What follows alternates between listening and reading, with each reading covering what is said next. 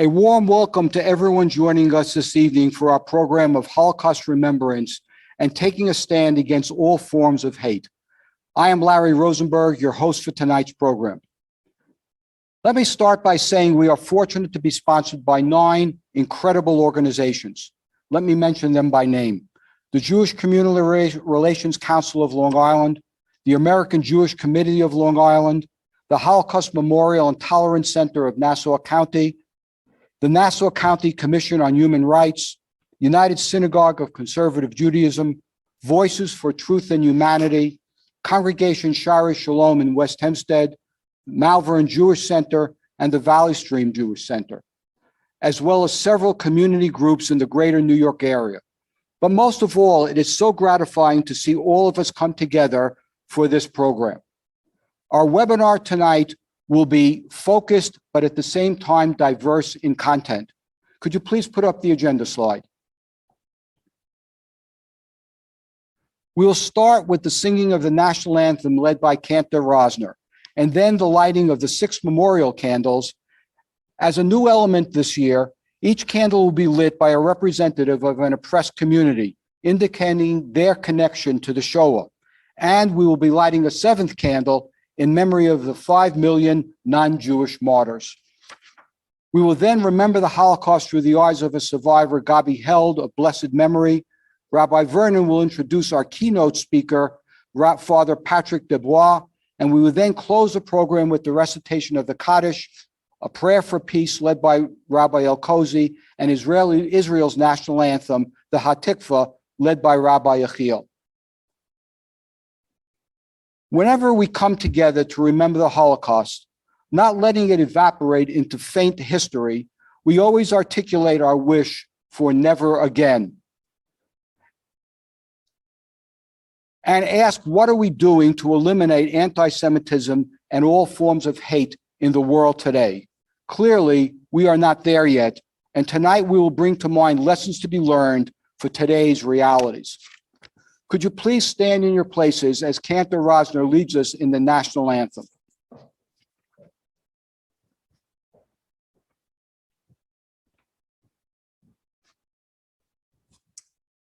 Kindly join.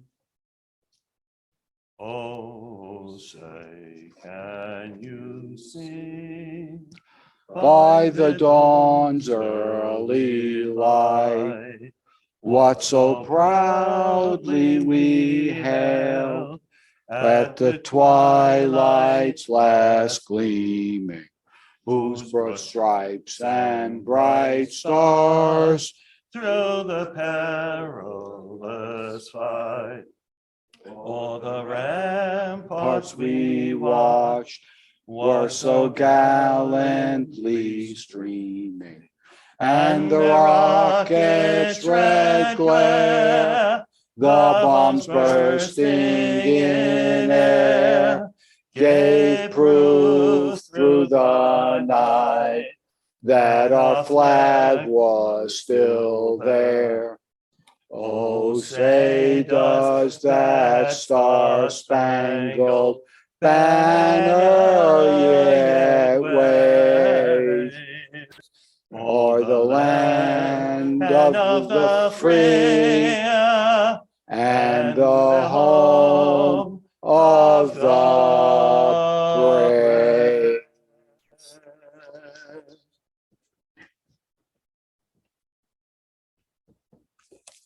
Thank you, Cantor Rosner. Please be seated. Each year, we light 6 memorial candles, one for each of the 1 million lives taken, killed just for being Jewish. Our main purpose tonight is to remember the Holocaust and then think about what lessons we can learn for our world today. With that in mind, each candle will be lit by a representative of a community being oppressed, as we symbolically join together in solidarity. Cantor Rosner of Shari Shalom will sing Es Brennt by Mordechai Gebertek. As each candle is lit, let's remember those that were lost. Cantor Rosner.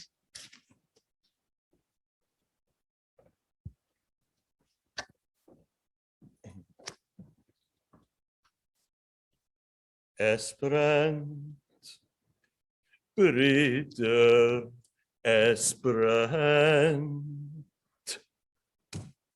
Sken Cholile komm in dem Moment, wenn die Städte mit euch zusammen soll weg mit Asch und Flammen. The first candle is lit in the name of Ole de Kaulo, the president of the Long Island chapter of Ukrainian Congress Committee, representing the Ukrainian community, as we remember the 6 million Jewish martyrs who were killed by the Nazis and their helpers. Bleiben so apustishlia, schwarze Pustifent. The second candle is lit by Christine Liu, the vice chair of the Chinese American Association of North Hempstead and the Herrick's Chinese Association, representing the Asian American community, as we remember that they murdered the young and the old, including more than 1 million children. Und ich steht, und ich guckt das Säuse mit verlegten. The third candle is lit by Dr. Isma Chaudhry, the co-chair of the Islamic Center of Long Island, representing the Muslim community. As we remember the scholars, the writers, the artists, and the 32,000 Jewish communities that are no more. Und ich steht und guckt das Säuse wie unser Städte brennt. The fourth candle is lit by Mahinda Singh Taneja, the president of the American Diversity Forum and Long Island Sikh Council, representing the Sikh community, as we remember the sinful indifference of a cold world whose heart could find no compassion to open their gates to the persecuted. Boy, boy, boy, boy, boy, boy, boy, es brennt, Brüder, es brennt. Das ist nur in euch allein gewöhnt. Wenn die Städte sich teilen, nehmt die Kehle, löscht das Feuer, löscht mit euer eigen Blut, beweis, was ihr erkennt. The fifth candle is lit by David Kilnick, the president and CEO of the New York LGBT Network, representing the LGBTQ plus community, as we remember all the courageous men and women who kept the flame of Jewish culture and faith burning in the ghettos and the concentration camps. Steht mit Brüder, hat das Säuse mit verlegten Händen. And the sixth candle is lit by Prime Minister Salih Hudayar of the East Turkestan government in exile and founder of the East Turkestan National Awakening Movement, representing the Uyghurs community as we remember the heroes and fighters of the ghettos, forests and camps who in the clutch of death fought back defiant and proud. Steht mit Brüder und guckt das Säuse wie unser Städte brennt. And now we will light a seventh candle as we remember the 5 million non-Jews also killed by the Nazis. This candle is lit by Petra Gelbart, a Romani educator and musician representing the Roma community.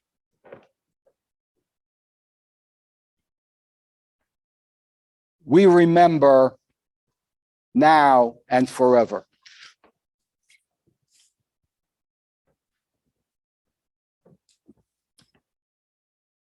Thank you, Cantor Rosner, and a very special thank you to the candlelighters, both here in the sanctuary and those who have joined by Zoom.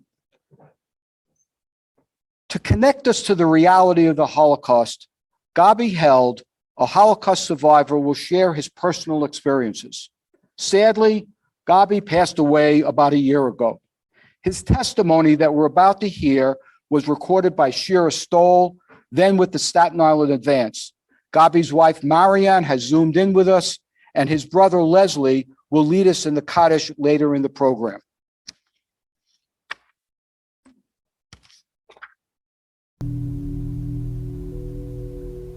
You can't forget. It hurts me every time. In my dreams, always something, always something.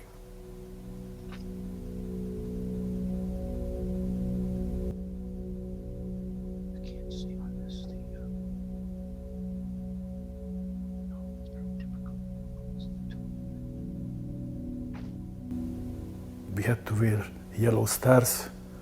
After like 4 o'clock in the afternoon, we couldn't get out from the house. And that was going on for a couple of months until one day they came two Hungarian police and they told us, start to pack up. I give you 10 minutes.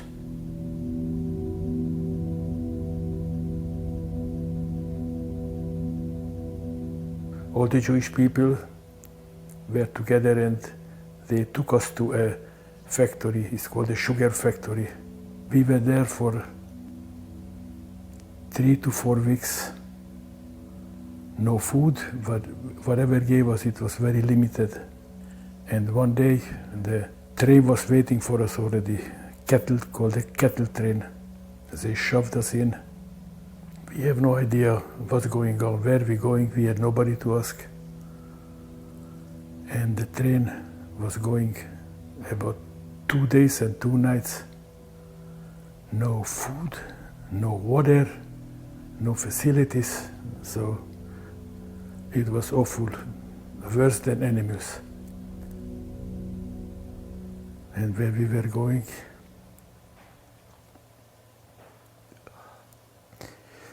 inside the gate, one fascist says to me, "You're coming in here and you're gonna go out there." He showed us the chimney of the crematorium, all the smoke. Unfortunately, that was a crematorium where all the dead people were burned. They were burning them day and night. Awful smell.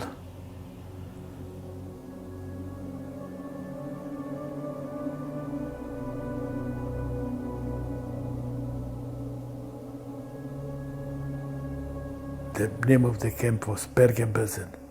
But the worst part was it had to get up every morning, like 5 o'clock or 6 o'clock, staying outside. They were counting the people. The night before, they took little children.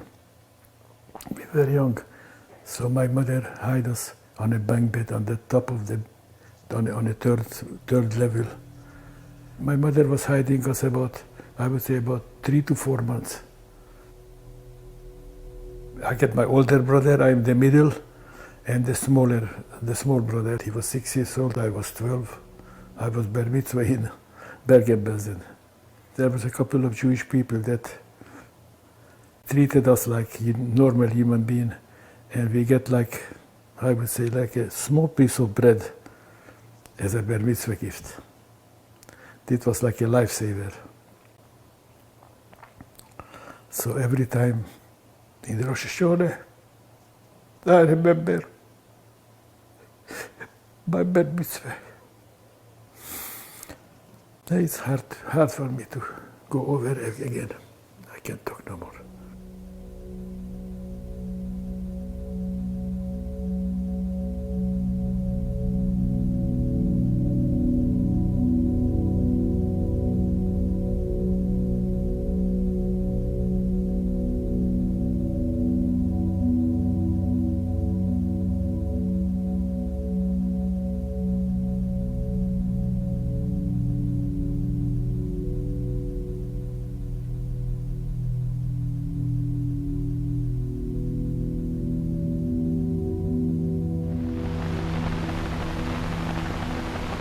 I am the officer commanding the Regiment of Royal Artillery guarding this camp. Our most unpleasant task has been making the SS, of which there are about 50, bury the dead. Up to press, we have buried about 17,000 people, and we expect to bury about half as much again. When we came here, conditions were indescribable. The people had had no food for 6 days and were eating turnips. The officers and men regard this job as a duty that has to be performed, and none of us are likely to forget what the German people have done here.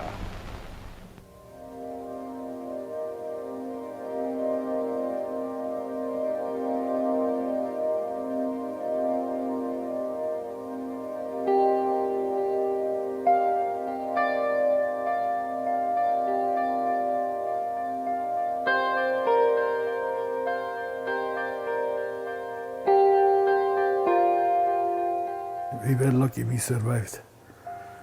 Many families don't come back, and especially in our family, nobody came back. We were the only parents that came back with 3 children. We were in the newspapers all over because not too many people came back from the concentration camp.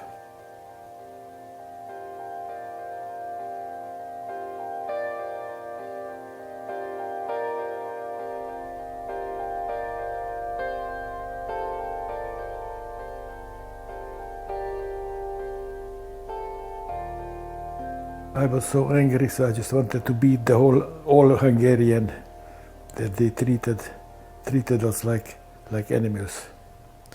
So all my frustration went on. And I was a good boxer. So how did you get started in it? Can you talk about that? For some reason, I don't know, just somebody told me, you have a beautiful body, why didn't you go and use it for something?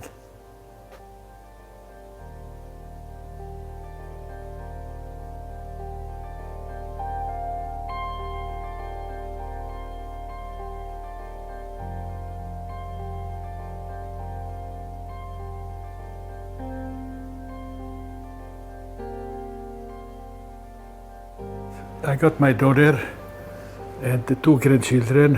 One is 16 and one is 8. My grandson, he's a wrestler. He took it from me, like to do sports.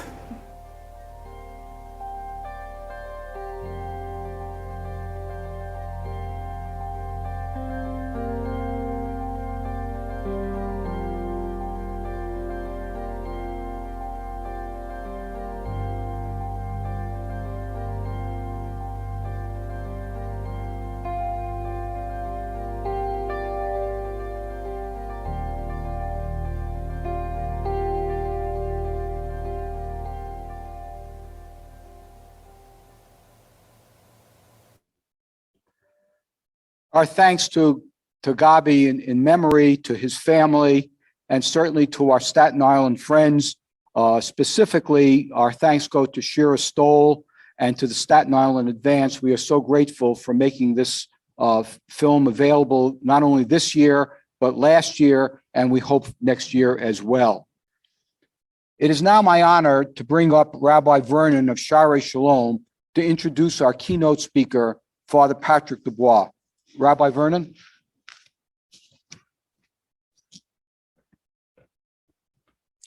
Thank you, Larry.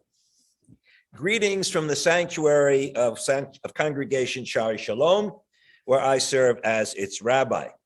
I am very honored and delighted to be introducing Father Patrick Desbois. I first heard of Father Desbois and his work some years ago, pre-COVID. Unfortunately, we could not work out a program that time, so I am doubly pleased we are doing this tonight. A few words about Father Desbois. He is a Roman Catholic priest who founded an organization, Yahad-In Unum, in 2004. They collect information about mass killings of Jews in Ukraine, Russia, Belarus, Lithuania, Poland, and Romania between 1941 and 1944. They identify and interview local witnesses who help them locate and identify the mass graves. Father Desbois became interested in the Holocaust at a young age because his grandfather, who helped raise him, was a French soldier who was deported to a Nazi prison camp. Though his grandfather did not speak much about his time in the camp, Father Desbois remained curious about the Holocaust and its Jewish victims. Father Desbois has authored several books. One of the best known is The Holocaust by Bullets. He received the National Jewish Book Award, teaches at Georgetown University in the Jewish Civilization Department, and in 2017, Pope Francis acknowledged the work of Yahad-In Unum and encouraged the group to continue its work. As you can tell, Father Desbois is a unique individual, devoting his life to researching and teaching the Holocaust, fighting anti-Semitism, and furthering Jewish-Catholic relations. But before we hear from Father Desbois, broadcasting live from Paris, yes, in the middle of the night there, we want to screen a short video. Alan, please roll the video.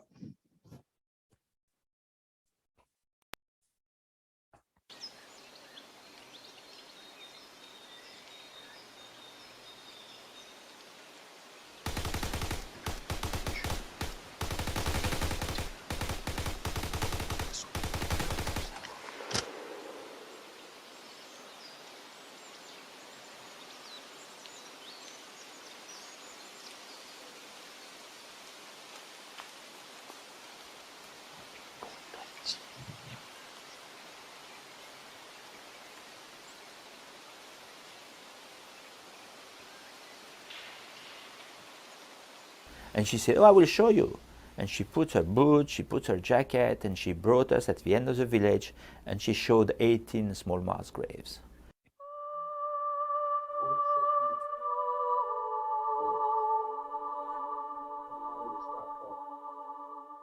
Okay.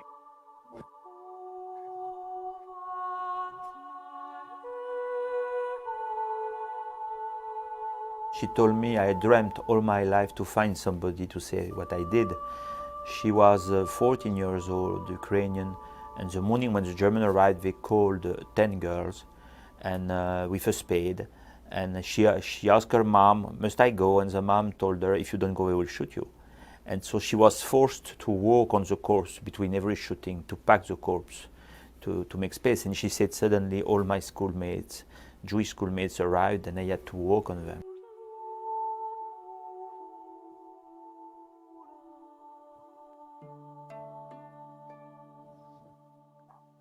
My mom came back from the market and she told us we have to suit very well because they killed the Jews this afternoon. So they were suited and they went, and she said for the first shooting we got a very good place, we saw everything. But for the second shooting we didn't get a good place.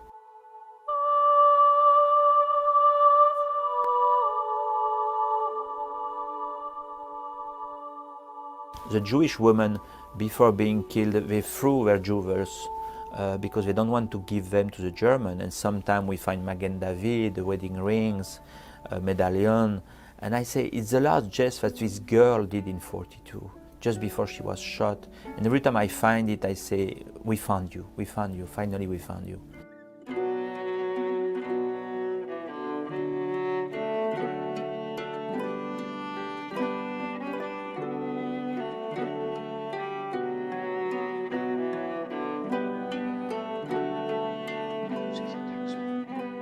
I never pray because it's to respect the Jewish identity of these people, so I never make a prayer. The fact is to say, finally we found you. Me, when I go with my team, I say, don't forget the dead people are waiting for you. They wait for us since 70 years.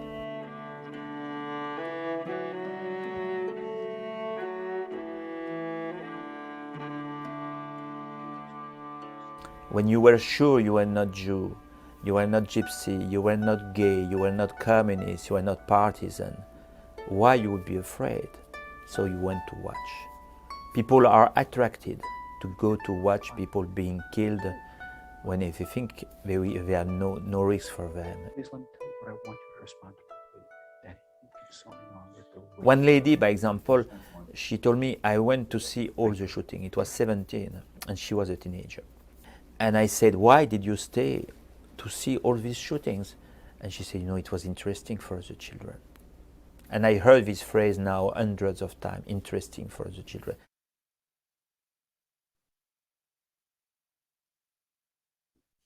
I realized also that everybody could be a killer, everybody could be a victim. When I knock at the door in Russia, Ukraine, or anywhere, they open the door, and I don't know at that moment if they save Jews or kill Jews. And I would discover that in the interview. And me, when I was younger, I was thinking that the killers had awful faces, were psychotic, were monsters, and the saviors were nice people. Unfortunately, it's only one humankind. And so, everybody can be a killer, everybody can be a victim. It's why we have to teach people to say, one day you will have to take responsibility.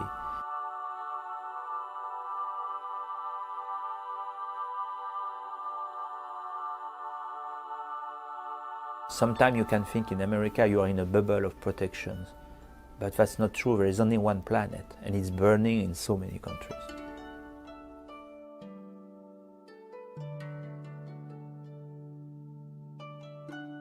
Be aware, when it begins, it's a disease. The people who spread their disease are smart also. We are never to underestimate the enemies. It's a big mistake. When I was young, people told me, don't speak to deniers. They're old. You have not to speak with them. They will disappear. They are still old, but suddenly there arrive new deniers now who are 40 years old, 45 years old, who are driving crowds of people behind themselves. So I learned, I say, what a mistake. And I say, you must stay in a fighting position. The worst would be to sleep well and to dream, because you will wake up in a nightmare.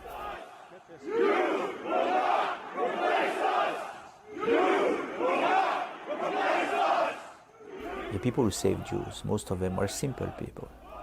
And we had a lot of Jews who survived of France because thousands of French took risk to hide them. So me, I always say, I believe in minority. I believe in minority who stand up and carry the flag, and after they can draw people behind them. So, for example, when I teach in Georgetown or we teach in other places, I always say, one day perhaps you will be part of this minority.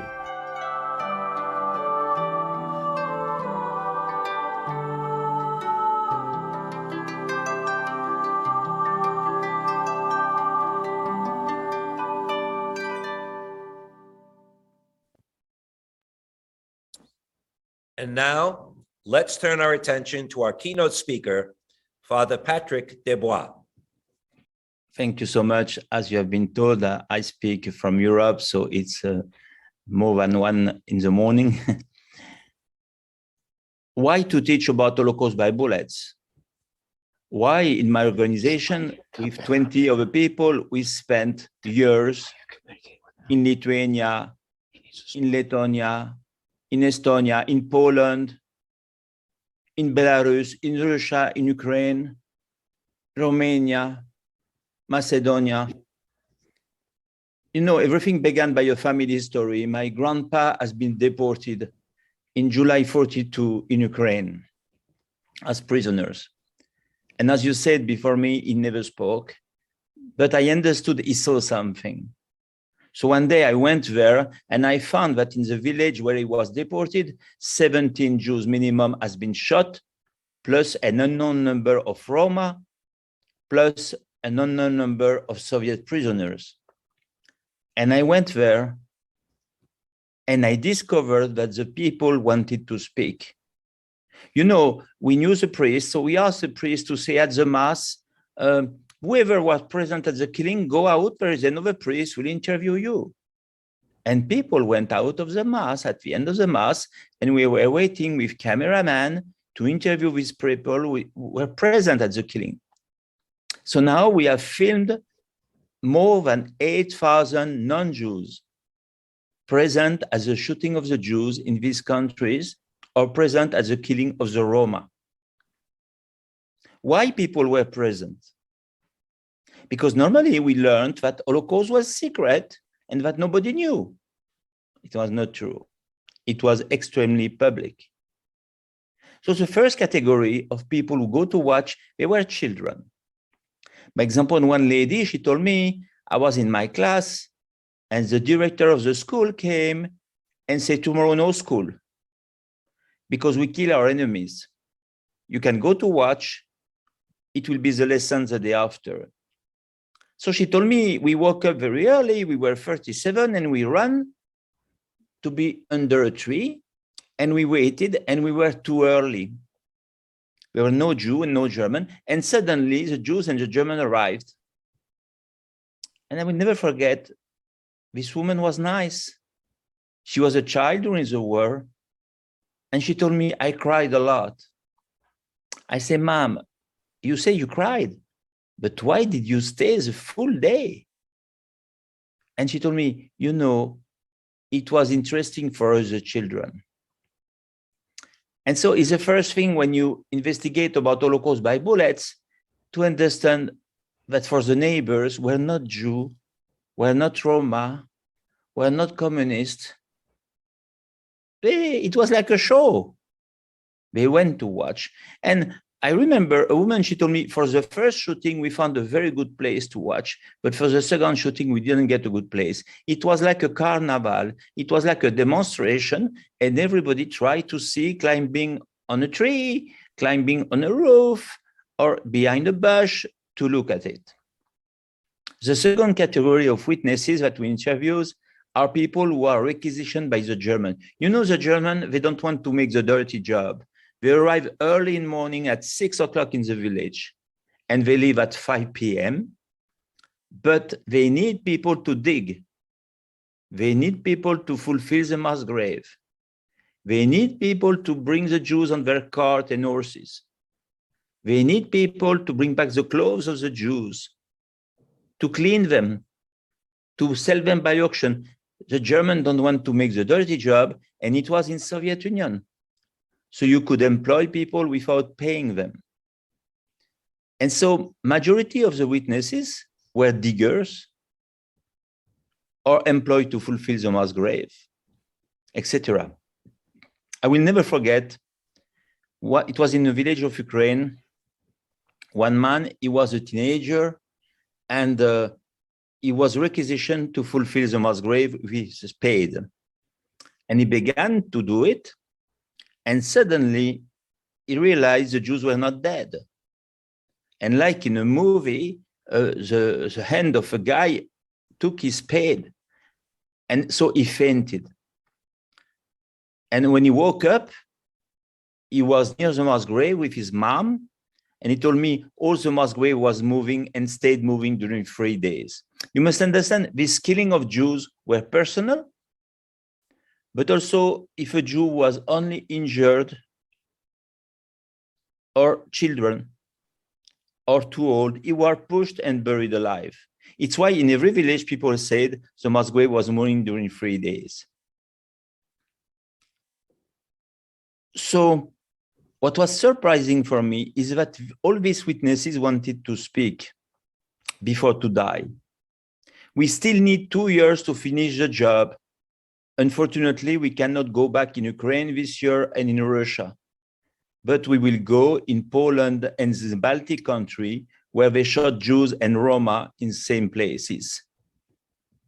Why do we do that? You know, it's a very difficult job because we have to work on archive first, Soviet archive and German archive and Polish archive and Romanian archive, and to go in the village and to find people who were present and to film them and to rebuild the crime.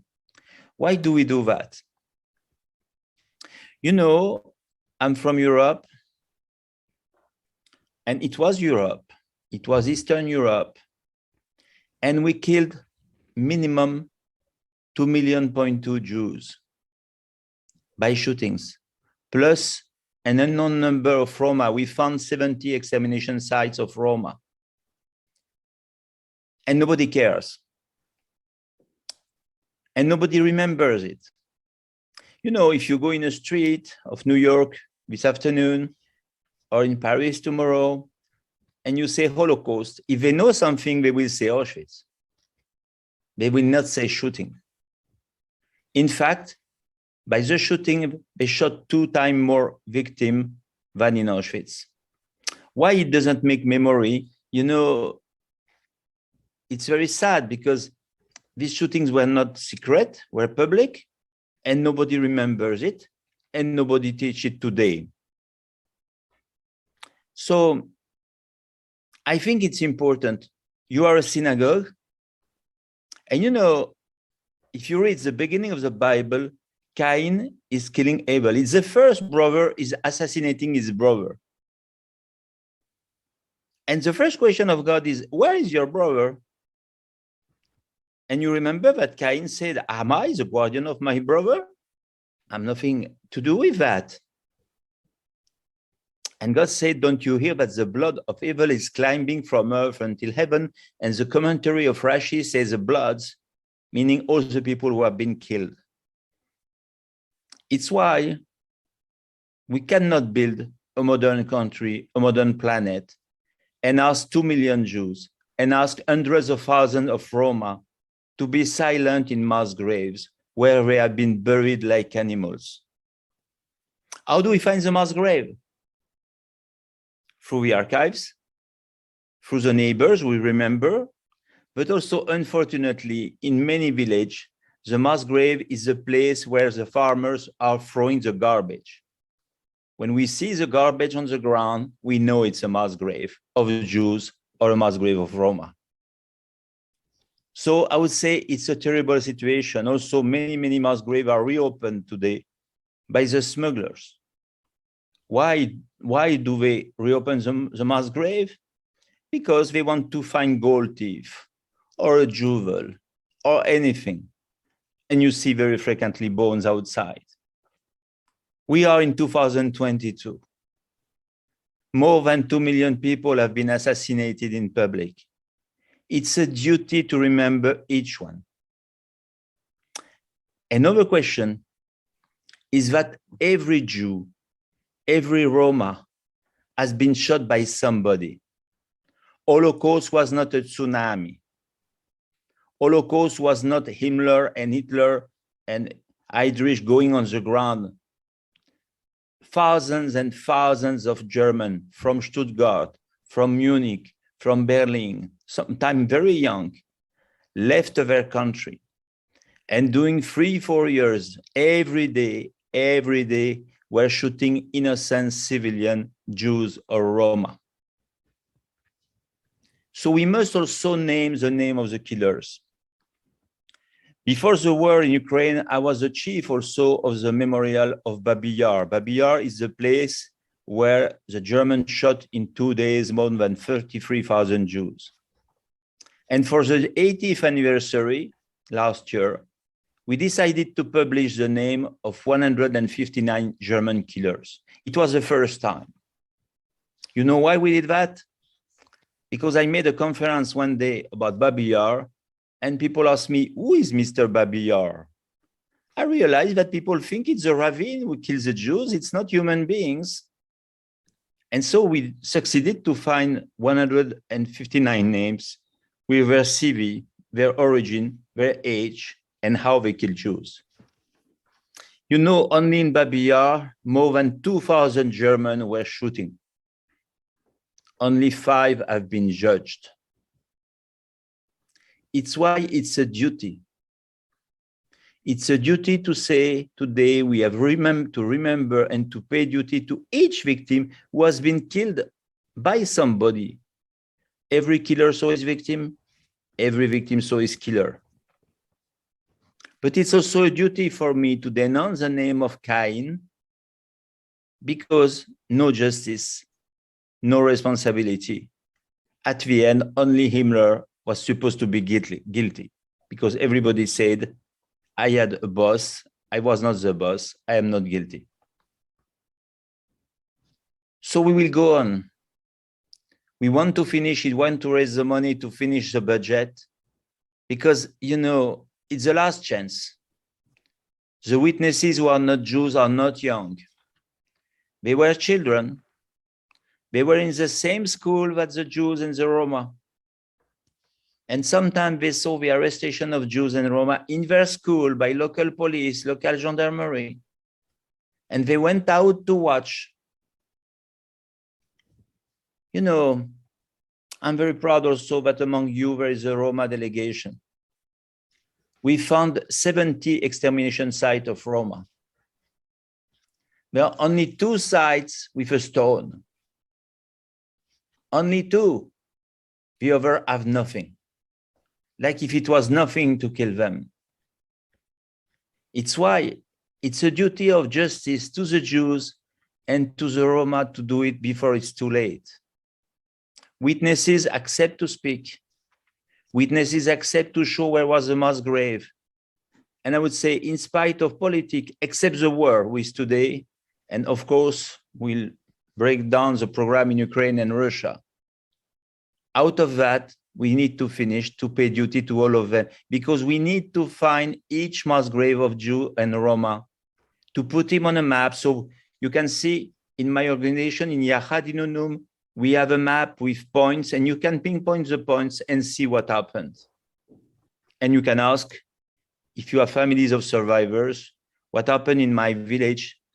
And you can get, if you want, a copy of the video of the testimony of the non-Jew.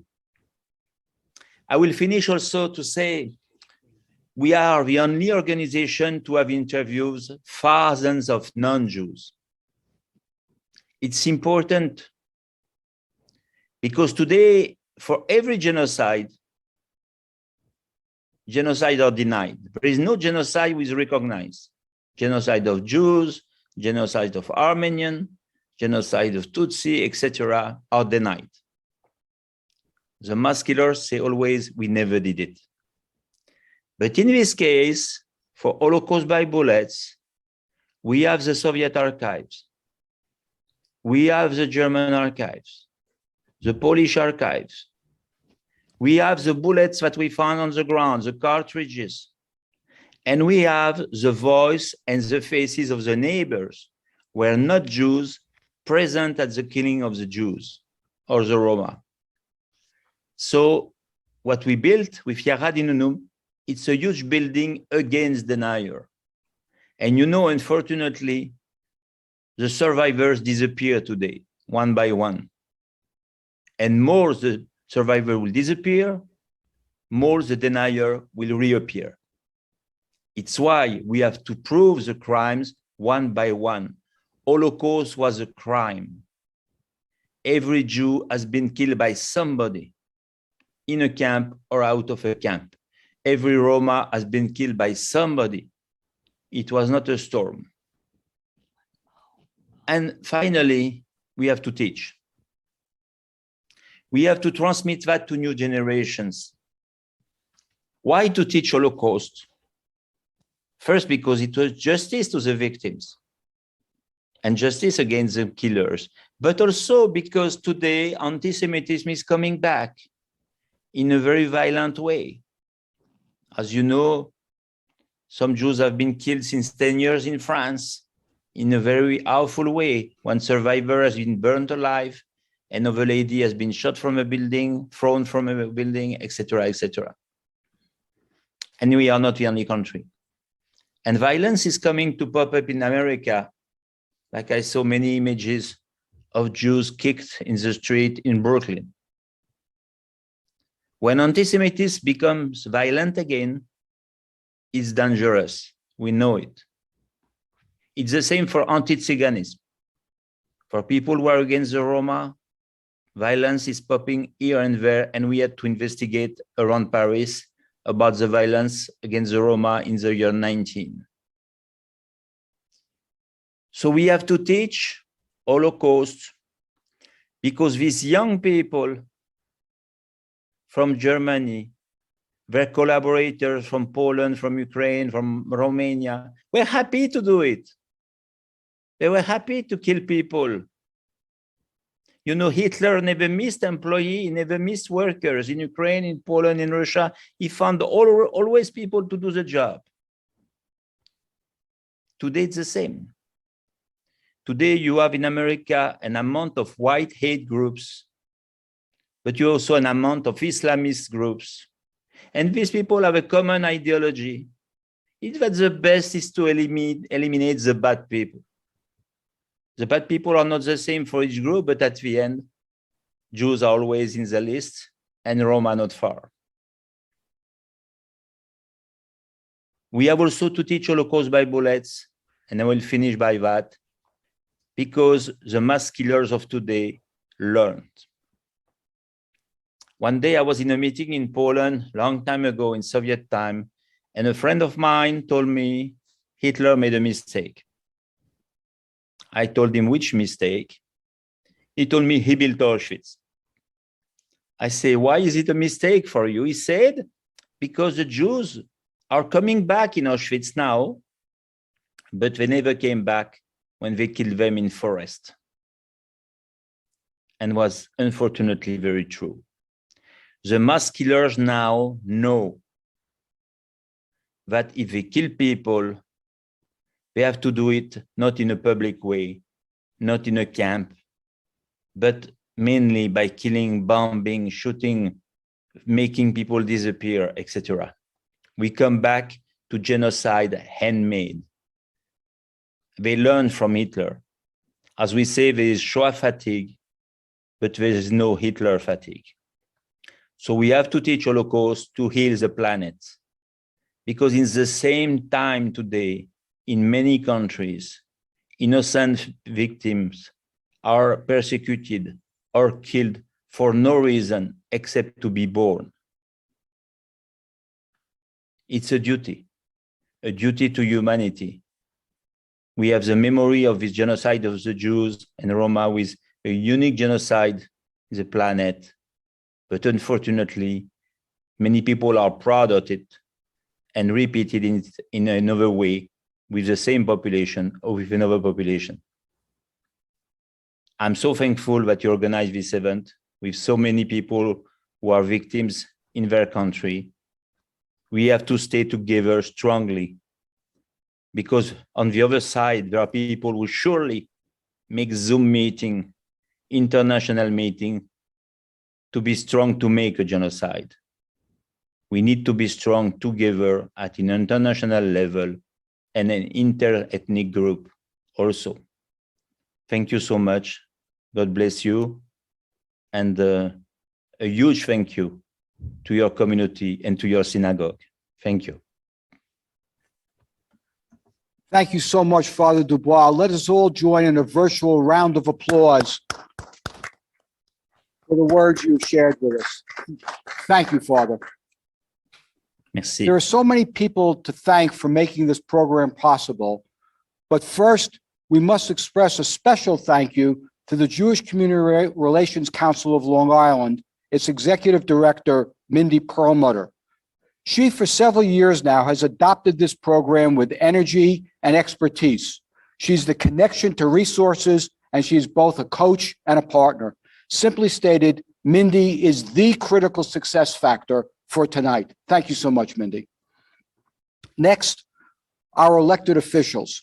Your physical presence is a critical indicator that the Holocaust is a matter for official remembrance. This is that you set the policies to prevent anti-Semitism and all forms of hate in our community, our country, our state.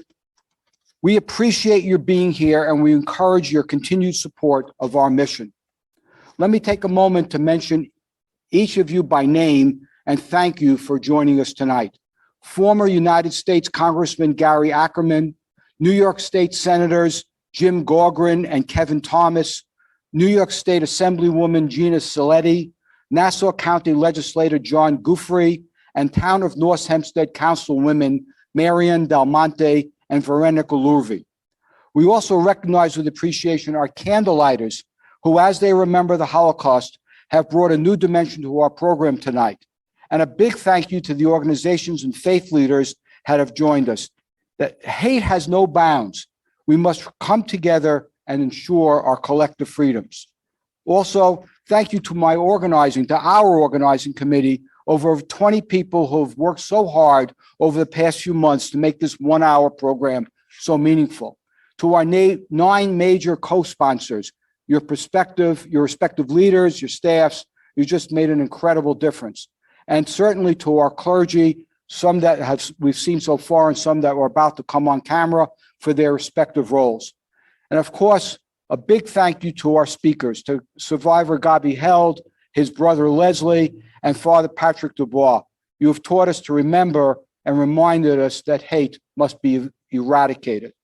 And a special thank you to our man behind the camera, our director, Alan Shamoun, and to Richie Selzer on the floor here and all the others that are on the floor helping out.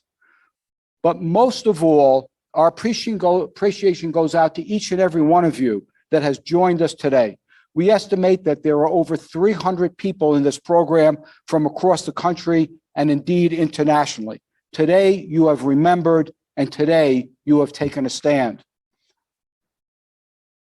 Leslie Held, Holocaust survivor and brother of Gabi Held, who we saw earlier in this program, will lead us on Zoom from Boynton Beach, Florida.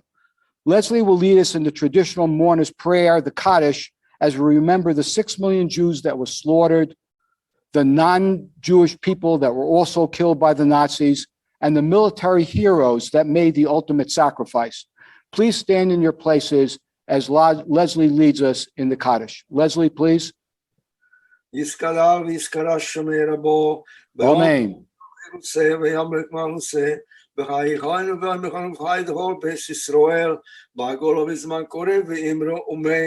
Amen. Maya. ורק וישתבח ויספור וישרום ויסנשא ויסהדר ויסעלה ויסעו שמלכות שבריחו וברכוסו ושירוסו תושבחוסו ונחמוסו דמירום ביולמו ואמרומן יהי שלמה רבו מן שמאי וחיים עלינו ועל כל ישראל ואמרומן Amen. אמרומו הוא יעשה שלום עלינו ועל כל ישראל ואמרו אמן. Thank you so much, Leslie. That was just incredibly moving. Please, everyone, be seated in your places. At this point, Rabbi Al-Kozi of the Malvern Jewish Center will now recite the prayer for peace, which is a most fitting vision for us for our future. Rabbi Al-Kozi?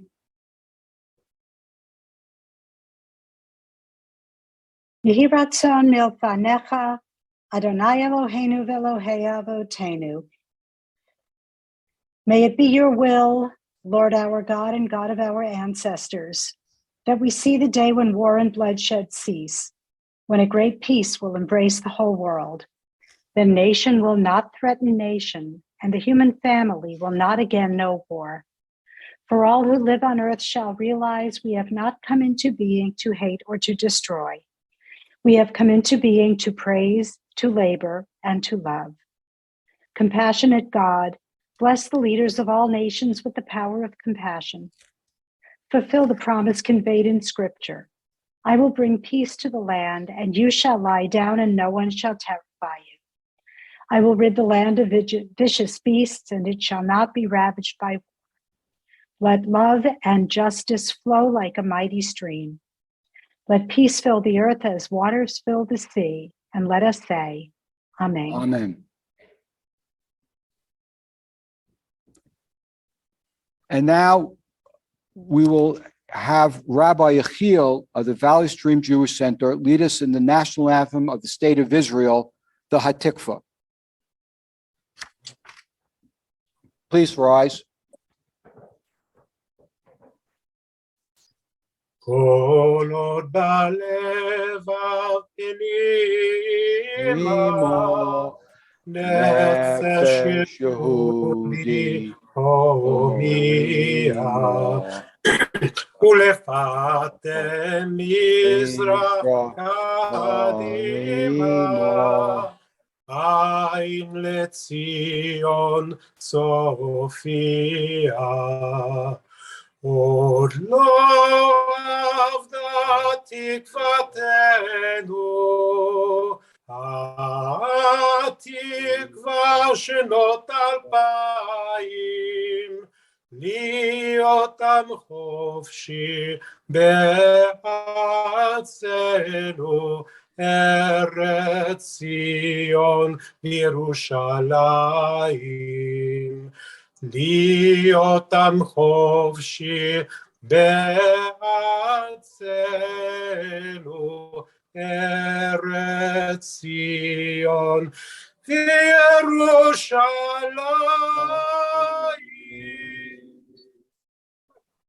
Thank you so much, Rabbis El-Kozi and Yechiel.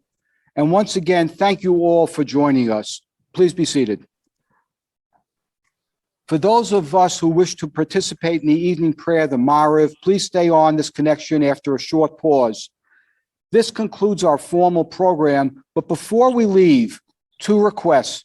Please fill out the short survey that should appear on your screen very soon. And in the coming weeks, you will receive an email link to this booklet, which has some further readings for our program tonight, including some in-depth material from Father Desbois.